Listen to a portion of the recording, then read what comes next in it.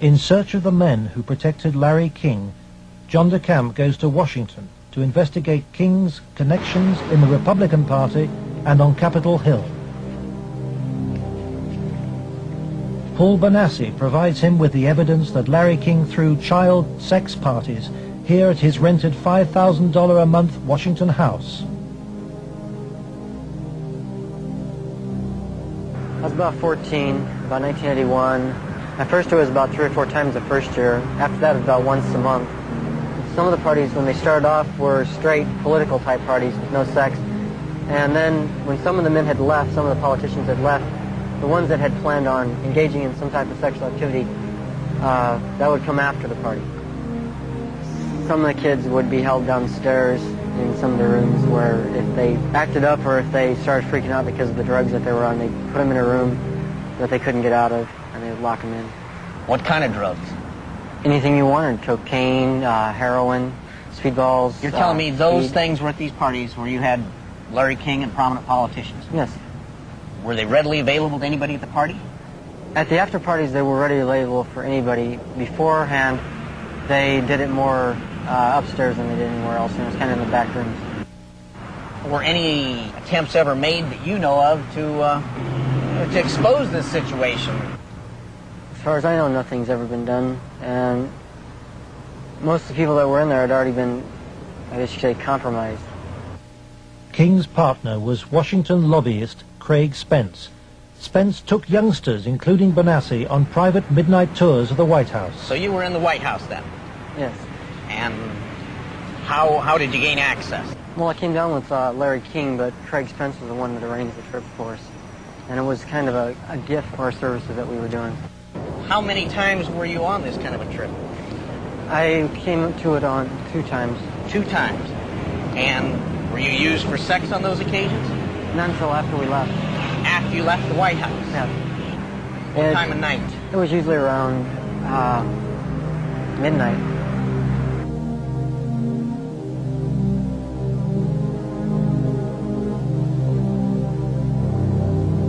For me, it was just kind of weird being in the White House at that time of the night, getting to go into places that the guy was telling us that nobody gets to go to. I mean, I seen rooms in there that I'd never even heard about. And Craig Spence and Larry King had a couple of groups. One was called Bodies by God, and they had the Cowboys, and there was another group that was started by Larry King, which was called the Golden Boys, which was kids that were usually under the age of approximately 10. Spencer's callboy network was investigated in 1989 by reporter Paul Rodriguez of the Washington Times. We had uncovered a series of allegations from some minors, and it led me to a callboy operation. Well, it sure fits with, this boy Paul Bonassi. And he tells a tale of being brought to the White House on occasion, kind of as a reward for the kid. Craig Spence's dad, he committed suicide. He had advanced stages of AIDS. He was an AIDS carrier, and he killed himself. This was the thing that always bothered me. They claimed it was the largest male prostitution ring in the city that they've ever had uncovered. It was $1 million a year minimum. Yeah. And yet they only prosecuted the operator, Henry Vinson, and 3 of his lieutenants, as it were. Mm-hmm. They never went after any of the Johns or the clients.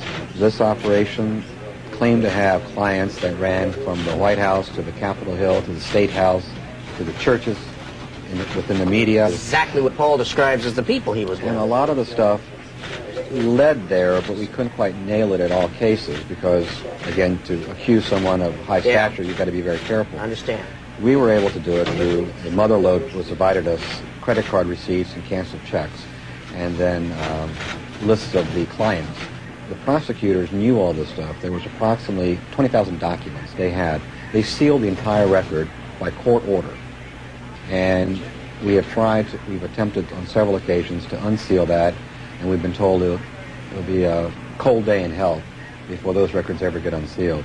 And it makes me wonder what's in those records. Yeah.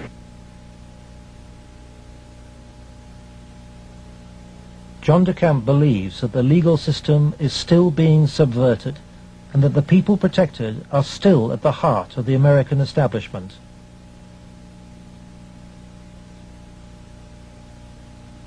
He hopes that this program will expose a serious miscarriage of justice, but the opposition is formidable.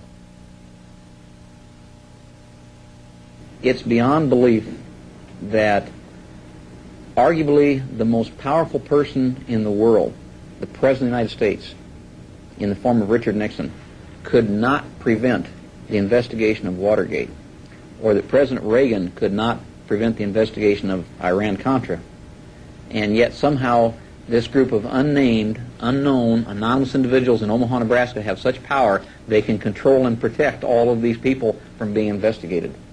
Those allegations are ridiculous.